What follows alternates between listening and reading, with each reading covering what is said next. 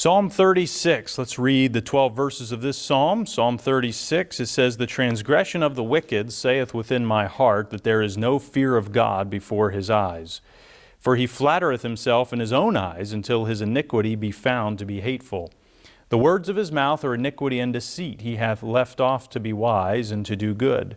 He deviseth mischief upon his bed. He setteth himself in a way that is not good. He abhorreth not evil. Thy mercy, O Lord, is in the heavens, and thy faithfulness reacheth unto the clouds. Thy righteousness is like the great mountains. Thy judgments are a great deep. O Lord, thou preservest man and beast. How excellent is thy loving kindness, O God! Therefore the children of men put their trust under the shadow of thy wings. They shall be abundantly satisfied with the fatness of thy house, and thou shalt make them drink of the river of thy pleasures. For with thee is the fountain of life. In thy light shall we see light. O continue thy loving kindness unto them that know thee, and let thy righteousness to the upright in heart. Let not the foot of pride come against me, and let not the hand of the wicked remove me. There are the workers of iniquity fallen. They are cast down and shall not be able to rise." Now, there are three things here I want to focus on from this psalm tonight. I was as we've been going through the Psalms, I was really planning to go into Psalm 37 tonight. But then the other day I was reading Psalm 36, and I thought, you know what, there's some things in here I don't want to just skip over, because I'm not covering every single psalm. We're covering a lot of them, but there are some that I skip. And so Psalm 36 was one that initially I was going to skip, but then I read it and just said, you know, there's some things here we need to see. The first one is the reality of the wicked's condition. The reality of the wicked's condition, the wicked people and their condition. It says the transgression, in verse 1, the transgression of the wicked saith within my heart that there is no fear of God before his eyes. Now that's very interesting. You can see the condition, the outward actions, the transgressions, the sin is an indication of a heart condition. It's an indication that there is no fear of God before his eyes. Those that just unashamedly, those that just give no thought to how they're living, to what they're doing in life as far as whether it's right or wrong, there is no way they have fear of God. You know, if a person has a fear of God, there will at least be a care of, oh, what does God think about the way I'm living? What does God think about my actions or my words? But the wicked, and we see this parallel, this contrast actually quite a bit in Psalms and in Proverbs, of the parallel between, I'm sorry, I keep saying parallel, but it's the contrast between the righteous and the wicked, that there's a radical difference. Now, for our present day application of who would be the righteous and who would be the wicked, well, the righteous are those that have trusted in Jesus Christ as their Savior and have the righteousness of Christ on their life. It's not by our own righteousness that we can gain any favor with God as far as our salvation is concerned. And then the wicked are those who are just dead in their trespasses and sins and live an unashamed, wicked life and giving no thought to their eternal soul. And so there are those who want to do what's right. There are those who fear the Lord, who want to follow the right path. And then there are those who just are going on their own way. And that's the distinction and the contrast we see between the righteous and the wicked. So the transgression of the wicked saith within, it's interesting, it says, saith within my heart that there is no fear of God before his eyes. That, and maybe you can identify with this, that what you've seen someone else do or a way you've seen someone else live tells you a lot about that person in your own heart. That in your own heart you can see on the outside that this is their lifestyle, this is their actions, these are their words, and wow, this person doesn't have the fear of God. That's very evident. Now, I'm not for premature making judgments upon just the outward appearance, because we can misjudge things. But when he says the transgression of the wicked, he's saying it's things that are very clearly sin. That very clearly just someone who is unashamedly in a sinful life, living a sinful life. You know, there's a difference between those and people who are just have broken lives and they're down and out and they've gotten into a deep hole and they want to get out of that hole and and we need to offer God's message of hope and forgiveness and mercy and grace to those people. And so that's a different story that, we don't just say, well, that person doesn't have the fear of God. No, there are some people who would like to be on the right path, doing the right things, pleasing the Lord. But then there are others who just, they just have no intention of serving the Lord. They have no intention of getting right with God, of no intention of believing on Jesus Christ. And that's the heart and soul of the wicked here that are described. The wicked are the ones who are against the people of God. Not just indifferent, but those who actually oppose the things that are right, those who actually oppose the people of God who are wanting to live right and stand for right. So there's the indication that the transgression of the wicked. You can see, there's just no fear of God before his eyes. It says in verse 2, "For he flattereth himself in his own eyes until his iniquity be found to be hateful." For he flattereth himself in his own eyes. What do those, how many people, they flatter themselves. They maybe think smooth thoughts. Maybe they butter themselves up. And I've told this before. I believe it was Eliana, or was it Joanna? No, it was, okay, you were the one actually who was trying to flatter me, right? And then Joanna was the one who came up and licked me. Was that right? Who licked me? Joanna. Okay, so Eliana was saying things that were just real nice to me, and this was probably a couple years ago, but she's trying to be real nice to me, and I said, "You're just buttering me up." And so Joanna came up to me right after that and started licking me. And I said, "What are you doing?" She says, "I'm buttering you up." But the wicked, they flatter themselves. They think they're a lot better than they actually are. They think their lives are in a lot better condition than they actually are. And those who actually have the fear of God and know who they are, we know that it's been said, I like what someone said, we're not half of what we think we are, and we're only, I think, a quarter of what other people think we are. And in other words, people who take an honest look at themselves, we know, we're not that great. And even when we come before God, it's not because of any goodness of our own. It's only because of the goodness of Jesus Christ, the righteousness of Christ applied to our lives. But the wicked, he flatters himself in his own eyes. Wow, I'm pretty good. I'm just a great person. But it says, until his iniquity be found to be hateful. Those people, they can flatter themselves, they can butter themselves up, they can be a smooth talker to themselves, but eventually it's just very evident they are not as good as they think they are. It becomes very, very plain. The words of his mouth are iniquity and deceit. He hath left off to be wise and to do good. Now that's an interesting phrase, because it says he hath left off to be wise and to do good, almost as if there was one point where he was maybe seeking after wisdom or wanting to go the right direction and do good, but forget that. That's now in the past. But the words of his mouth are iniquity and deceit. So sinful things, deceitful things coming out of his mouth. And he's not being wise and he's not doing good. He deviseth mischief upon his bed. He setteth himself in a way that is not good. He abhorreth not evil. Now these are all things that are characteristics in the lives of people who do not have the fear of God before their eyes.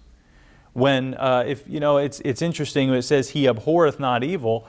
If we have a proper fear of God, when we know God for who He is, we are going to look at evil the same way that God looks at evil. That we will abhor evil. We'll abhor it in other people's lives, but we'll also abhor evil in our own lives. And those who don't have the fear of God don't abhor evil. They don't despise it. They don't hate evil. But those who do fear God have a healthy view of right and wrong, being supportive of what is right and being against what is wrong, even in starting with our own lives.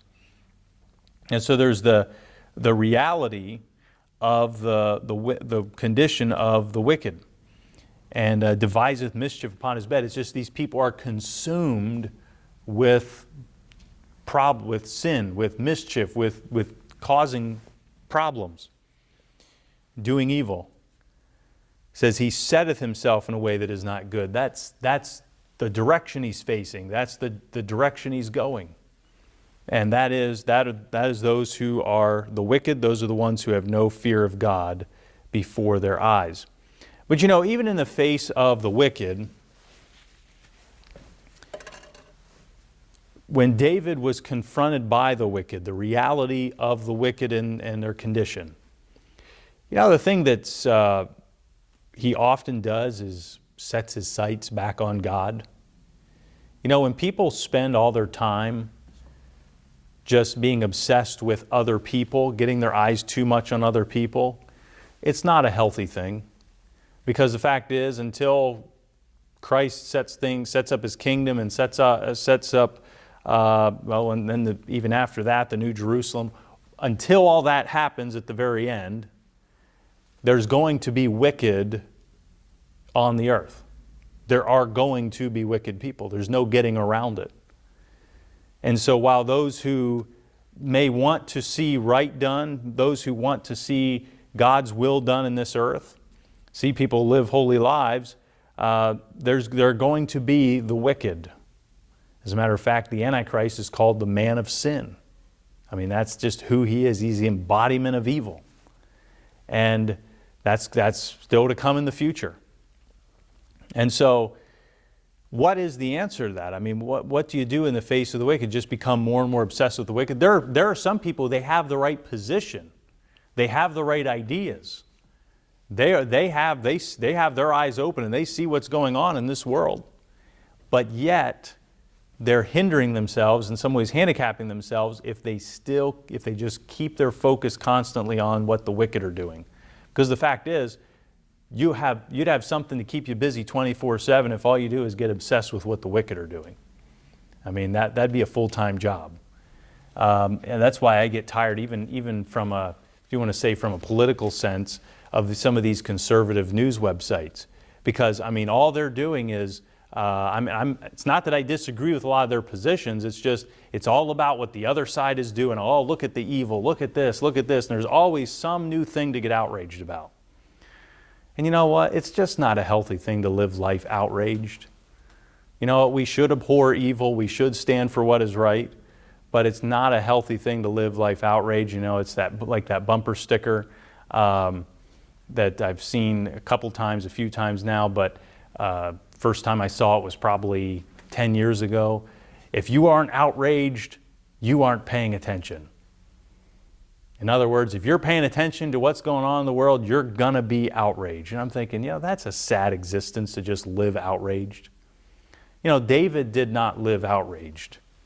Now, he certainly was grieved by the wicked. He certainly was, he looked at sin the way God looked at sin for most of the time. And so it's not that David was, by not being outraged, does not mean you are condoning or endorsing sin. It just means, I'm not going to be personally outraged at every little thing that comes down the line. Because there are so many things that are out of our control. And so what David's response was not to keep his focus on the wicked. His response, or the next thing he does, is then shifts his focus, his attention onto the Lord. And he exalts God's character. So that's the second thing, the exaltation of God's character, starting in verse 5. So there's the reality of the wicked's condition, but then exalting God's character. Verse 5, thy mercy, O Lord, is in the heavens, and thy faithfulness reacheth unto the clouds. What is mercy? The mercy is that benevolence, mildness, or tenderness of heart which disposes a person to overlook injuries or to treat an offender better than he deserves, the disposition that tempers justice and induces an injured person to forgive trespasses and injuries and to forbear punishment or inflict less than law or justice will warrant. So what mercy means is, if I were to go up and just for some reason punch Jordan in the face, first of all, I wouldn't do that, but if I did, he actually goes to the gym. He actually works out. So he might even be stronger than me. If he punched me back, he might hurt me more than I'd hurt him, most likely. Maybe, I don't know. Jordan wouldn't hurt a fly. I mean, he's... Yeah, you've hurt many flies. But you know what? If I went up and punched Jordan in the face, most people would be okay with Jordan defending himself and just giving me a right hook right back at me. But showing mercy would be, let's assume that Jordan is a bit stronger than I am. I don't know. And I'm not going to arm wrestle you to find out, but I don't want to be embarrassed. Or I don't want to embarrass you. No, I don't want to be embarrassed. But mercy would be someone who's stronger than me. And let's just, for sake of illustration, say Jordan is stronger than me. Mercy would be not retaliating. It'd be letting me off the hook. Okay, I'm going to suffer this injury, but I'm not going to give injury back to you. And so God's mercy is that everyone has done God wrong by their sin. And so everyone deserves the just punishment for sin, but as the Bible says, by His mercy He saved us, that it's God's mercy that even allows us to experience salvation through Jesus Christ. And here in this case, David recognized God's mercy. God's mercy. Mercy oftentimes, very simply, has been said, not getting what we do deserve. That's kind of a simplistic definition of mercy, not giving someone what they do deserve. In other words, you deserve a punishment, you deserve something, you deserve justice to be done because of what you've done wrong, you've injured someone else, but you're not going to get that, and that is mercy. I'm letting you off the hook. And he says, Thy mercy, O Lord, is in the heavens. He's magnifying just the greatness and the wideness and the wonderful aspect of His mercy. Then he says, And Thy faithfulness reacheth unto the clouds. Faithfulness is truth, it's fidelity, which is loyalty or firm adherence to another, performance of obligations. So in other words, God can be counted upon to do what He says He will do. God can be counted on to be He's a person of truth. And I love the word fidelity. There's a financial company called Fidelity Investments. I mean, doesn't just have a good ring to it that it sounds like, something it's a company you can count on. It's a company that's going to help you in your financial situation, help you invest your money. Fidelity Investments. It's loyalty or firm adherence to another. It's a performance of obligations. If there's infidelity in marriage, what is that? That means someone is breaking their commitment. They're not staying true to their commitment in marriage. That's one way that we say infidelity. Well, fidelity is the opposite of infidelity. Fidelity is remaining faithful. Fidelity is loyalty or firm adherence. And God's faithfulness reacheth unto the clouds. It just shows the great expanse of how faithful He is, how great His faithfulness is. I think of in the book of Lamentations, let's go over to Lamentations, thinking of God's faithfulness. There's a hymn called Great is Thy Faithfulness, and that's taken from this passage of Scripture. Lamentations, and it's chapter 3. Lamentations chapter 3. So if you go ahead in your Bible to Jeremiah, Lamentations, you go to Isaiah, Jeremiah, Lamentations is right after Jeremiah.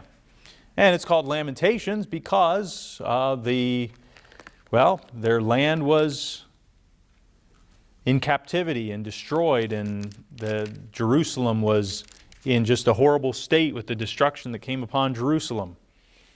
And it was God's judgment coming upon them for their sin, their rejection of Him and not being faithful to Him.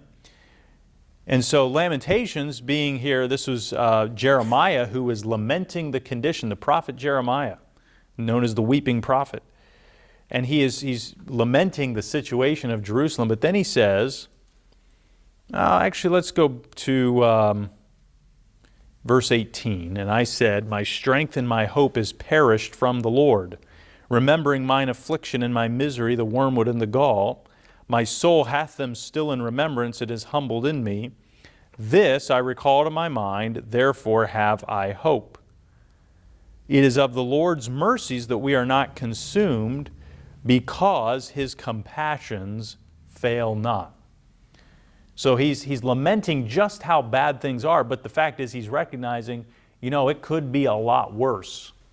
I mean, we could be completely consumed, we could be completely wiped off the face of the earth, but we are not, because of the Lord's mercy and because of His compassions. It says in verse 23, they are new every morning. Great is thy faithfulness. So even in the midst of a very sad situation in Israel and Jerusalem, God's faithfulness and His mercy was recognized at just how great it is. And all of those things took place long after David's time here, as he's exalting mercy and faithfulness of the Lord. So back in Psalm 36, His mercy and faithfulness is exalted, and also righteousness. It says in verse 6, thy righteousness is like the great mountains. So doesn't this all just sound big? God's mercy is in the heavens. He says, thy faithfulness reacheth unto the clouds. Thy righteousness is like the great mountains. Now, who's seen the Rocky Mountains in person? Or anything out west, any of the mountain ranges? You've seen the mountains in Alaska, Denise. I've not seen the mountains in Alaska, but they're just some spectacular, majestic mountains in different parts of the country, in different parts of the world. And we have some very nice mountains around here, but they're not the majestic variety. They're not the kind that just reach up and touch the sky, as it would seem. Thy righteousness is like the great mountains. So there's an exaltation of His righteousness. And applied to God, righteousness means the perfection or holiness of His nature. The perfection or holiness of His nature. When God's righteousness is exalted, it's His perfection. Our righteousness, or as was said in the Old Testament, they said that our righteousnesses are as filthy rags. So even the best we have to offer in our own strength and our own flesh pales in comparison to the perfection and holiness of who God is. And so David is exalting God's righteousness. Thy judgments are a great deep. O Lord, thou preservest man and beast. So thy judgments are a great deep. Judgment is a verdict. It's a determination or a decision, recognizing that God's judgments, the things that He determines, the decisions He makes, are, it says, like the great deep. So instead of going up, now we're going down. But just think, when you think of deep, you think of something that's grounded, you think of something that's entrenched. And when God's decisions, God's determinations are the ones that stick. They're the ones that go the deepest. They're the ones that, while we try to make judgments, sometimes we're right, sometimes we're wrong in the judgments we make. But God is never wrong in His judgments. And then His loving kindness in verse 7, how excellent is thy loving kindness, O God. It's tender regard, it's mercy, it's favor. That is His loving kindness. So, loving kindness, put two words together, loving, kindness. So it's kindness out of love for another. And so love, and that's love in action, that love, if there's true love in the heart for someone, there will be then kindness that flows out toward that person, and that's what God has shown to His people. He says, how excellent is thy loving kindness, O God. Therefore, the children of men put their trust under the shadow of thy wings. And so all of these things, but topping it off with God's loving kindness, because of how loving and kind He is, how merciful and how much favor He shows, you can find protection, you can find refuge under, as the picture here that's painted, under the shadow of thy wings. Put their trust under the shadow of thy wings. Are you more likely to trust somebody who's kind to you, who loves you, or are you going to trust somebody who's just a dictator and who's cruel and harsh? It's kind of hard to trust a person like that. But it's easier to trust someone who is faithful, someone who has fidelity, someone who is righteous, someone who makes good judgment, someone who exercises loving kindness. It's easier to trust someone. Well, God is all of those things to their perfection, and so He then can be trusted for protection. And that leads us then to, actually, let me look, let's read verse 9. Verse 8, they shall be abundantly satisfied with the fatness of thy house, and thou shalt make them drink of the river of thy pleasures. For with thee is the fountain of life. In thy light shall we see light. So this describes the favor and the blessings that come from trusting in God, from knowing God. And then verse 10, we see the assurance of God's care. O continue thy loving kindness unto them that know thee, and thy righteousness to the upright in heart. Let not the foot of pride come against me, and let not the hand of the wicked remove me. So that's basically a prayer asking God for protection from those that are against Him, the proud and the wicked. In verse 12, there are the workers of iniquity fallen, they are cast down and shall not be able to rise.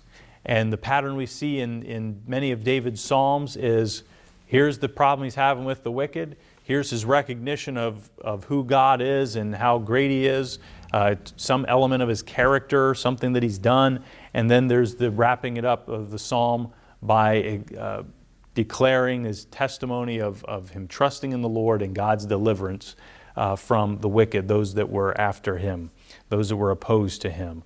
And so we can see that even in this world today, it may seem like, it may at times feel like the wicked is bearing down on you. It may feel like that even either in a personal sense, an individual sense, maybe you deal with that, or maybe it's just you go out into the world and you just feel like everything's just permeated with wickedness. But let's not have such a fixation on the reality of the wicked's condition. Now, we need to be aware, we need to know, we need to see things the way God sees them, the best that we can in our finite understanding. But we need to get our focus on the exaltation of God's character, who God is, and that will build our trust in Him. That will give us boldness to live this life, trusting in the Lord, serving Him, living for Him, even in the face of those who are proud and wicked, because then we have assurance of God's care, God watching over us, His loving kindness. I love these Psalms that exalt the character of God. It's a wonderful thing. It's just great to, when we think of ourselves, or maybe we think of someone else, another human being, there are good attributes, then there are some not so good attributes. And so it can be kind of, oh yeah, I like to focus on the good things. What are my good attributes? Well then, what are my problem areas in life? But the thing about with God and His attributes, His character, there's not one flaw. There's not one problem. There's not one shortcoming in who God is.